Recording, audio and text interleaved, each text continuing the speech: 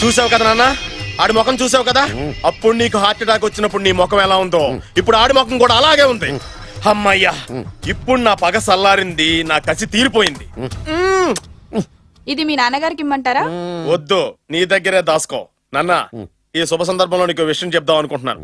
ఇన్నాళ్ళు నీకు సేవ చేసి నీ నరిసే నీ కోడలు. మీ నాన్నగారు దుర్మరణం చెందారు. మీ నాన్నగారు తిరిగి ఊపిరి పోసుకున్నారు. అమ్మయ్యా, ఇక్కడ సుఖాంతమైంది కథ. మరి అక్కడ ఎలా ఉందో రేయ్, నాకు అర్థమైందిరా. నువ్వు ఆ వెబ్సైట్ గారు కలిసి ఈ దరిద్రుడు నాకు ఇంటర్వ్యూగా చేస్తారా? నాకు అర్థమైందిలే భయ. నువ్వు వైర్లు గడు కలిసి ఈ ఏరు ముక్కలు నాకు అల్లుడుగా చేశారు. నువ్వింత నీచుడు అనుకోలేదు. నువ్వు నీచుడు అని అనుకున్నా. గౌరవేయండి. అసలు మీరు ఎవరు? అన్నదమ్ములండి. అన్నదమ్ములై ఉండి సిగ్గులేదు మీకు అలా కొట్టుకోవడానికి? వాడు నాకనే ఉంటి. మా నాన్న ఉంచుకున్న దానికి పుట్టినవాడు. ఇందులో నా తప్పే ఉంది. ఆ తప్పు చేసినాడు మా నాన్న.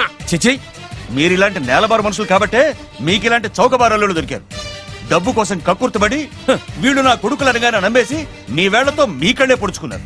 ఇంకొక క్షణం ఇక్కడ ఉండడానికి వీల్లేదు. బయటకు వెళ్ళండి. రేయ్, కోడల పిల్లని తీసుకుని లోపలికి వెళ్ళు.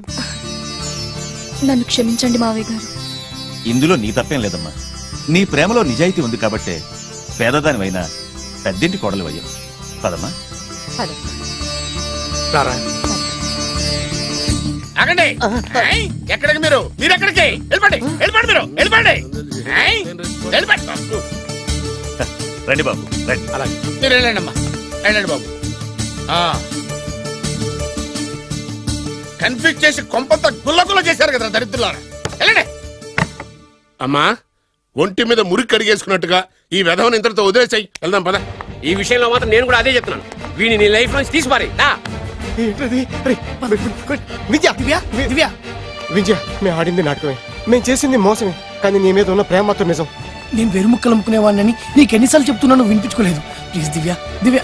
నేను కోటీసులు కాకపోవచ్చు, కానీ నేను పోషించే ఇంకా నీ ఏరుముక్క కబుర్లు ఎవడు ఇక్కడ లేడు. అమ్మాయి, వాడిని చీకొట్టి పంపించేసాయి. ఎందుకు చీకొట్టాలి? అసలు ఈ పెళ్లే జరగలేదు అనుకో. ఇదంతా ఓ పీడకలుగా మర్చిపో. ఎందుకు మర్చిపోవాలి? ఏమిటమ్మా నువ్వు అనేది? అవునండి, ఎప్పుడైనా దాన్ని మీరు కన్న కూతుర్లో చూసారా?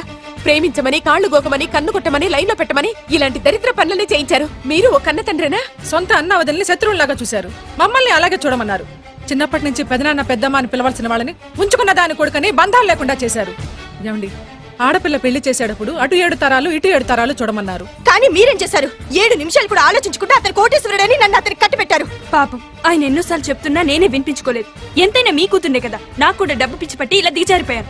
నాకు ఇలా కావాల్సిందే. ఆ బొబ్బిల్ రాజా వారిని చూడండి నాన్న. కోడలు పేద పిల్లైనా పెద్ద మనసుతో అంగీకరించారు. ఆయన్ని చూసైనా మారండి నాన్న. అంటే ఏంటి నువ్వు అనేది?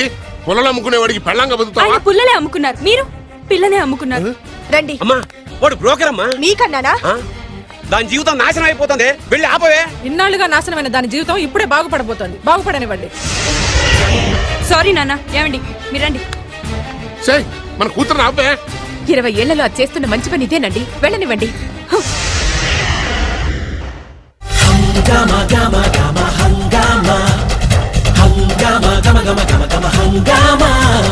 మదనం మదనం మదనం మదన ఏంటమ్మా హంగామా? మదనం మదనం మదనం మదన ఏం తక్కువ చెప్పమ్మా? సూపర్ ఫేస్ ఉంది, డూపర్ మనసుంది, బంపరు వయసుంది, పంపర పనసుంది. తొందర పడకు సుందర వదన, అందును లేరా గంధపు బొమ్మ. మదనం మదనం